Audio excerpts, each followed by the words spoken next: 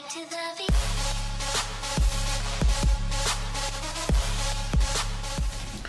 Hey guys, I'm Anthony and welcome to my Life on Wheels. So guys, today I am going behind the scenes and playing director for this video. A little something new for you guys. So what you're looking at, guys, is the Goal Zero Yeti 400. I purchased this last week and I want to kind of give you guys my take on what I think about the Goal Zero Yeti 400 and why I made this purchase. When I was on the road and for a few weeks, and then my few weeks that I stayed in Atlanta, I really realized what I needed and what I didn't need to live the van life. And most of the things that I really needed were small things and things that required very little power to sustain. And they were like my laptop and my cell phone. I didn't have a refrigerator when I was on the road. I didn't have a television when I was out on the road. So that just led me to believe that those are things that I really can live without. And that's the way I'm going to go once I move back into my van. So let's talk a little bit about this Goal Zero Yeti 400. First, it costs $367 from Amazon.com. It weighs about 30 pounds. And now let's get into a couple of the features on it. As you can see, it has two AC outlets, two USB outlets, and one 12-volt outlet. This is the charge connection here. When you want to charge it up, you plug it into here like such and into your power source for charging. Now the thing I like about this, now if you want to use your AC, plug in something in your AC, it has individual on and off buttons. Now you can see when I turned it on, the display screen came on. This shows your input. So if I was charging it, it would show you the input charge. This is the output. So if I was using any of these three, this would show you the watts that is outputting. Now this can handle up to 350 watts, I believe, either 300 or 350. I think it's 300. So as you can see, like I was saying, each of these power outlets have its own individual on and off switch. If I want to use the USB, I turn it on. If I want to use the 12 volt, I turn that on as well. Going back to the display screen, as you can see, is very easy to read. There's not a whole lot on here. What you see is what you get. There's no precedent for a second screen. This is the one and only primary screen with all the information that you need to show you how much your input and output of watts that you're using. Another really cool feature about this Goal Zero Yeti 400 is on the side here. As you can see on the side, it has a charging port as well. What you can do with this is you can connect another battery to this and it will double your charging, your ability to charge, your ability to keep power. And that's something that I'm definitely going to lean towards. If I need it, it's certainly a good option to have. And so let's talk about a couple other things about the Goal Zero. Another thing that I like about it is that it has multiple options of charging up. You can use a special solar panels that they have for the Goal Zero that you can charge it up with. Or you can charge it while you're driving. Just plug it into your 12 volt. And I'm not sure if it's your 12 volt or a special adapter that you put into the input. I did purchase another adapter and I think you're going to have to charge it and put it into this input and then into your car AC adapter as you're driving. Now guys, for me, that's fantastic because I'm an Uber driver and I'm driving all the time. So it should be easy for me to keep this Goal Zero charged up.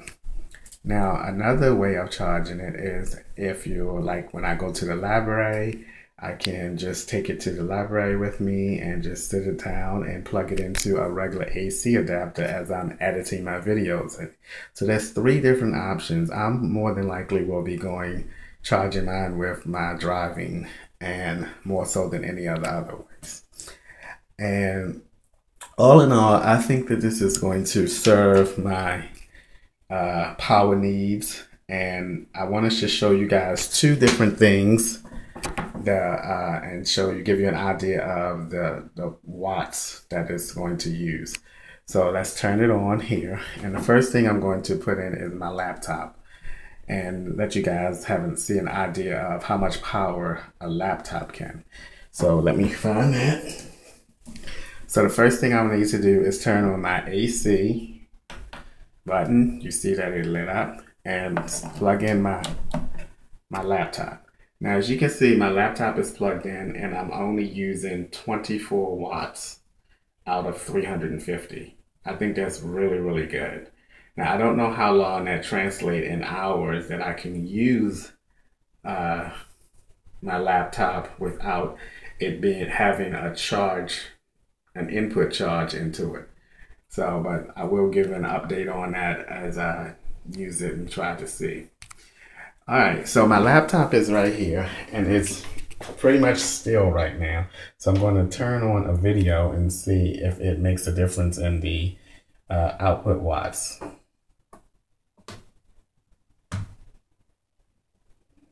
Okay.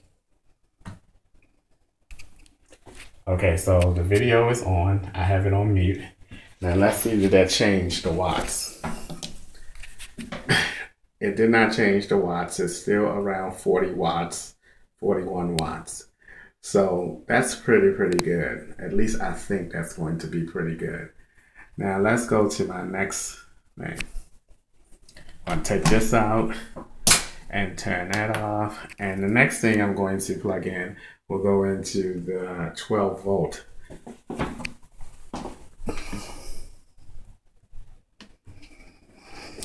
And that's going to be, so let's turn on the 12 volt. Stick it in there.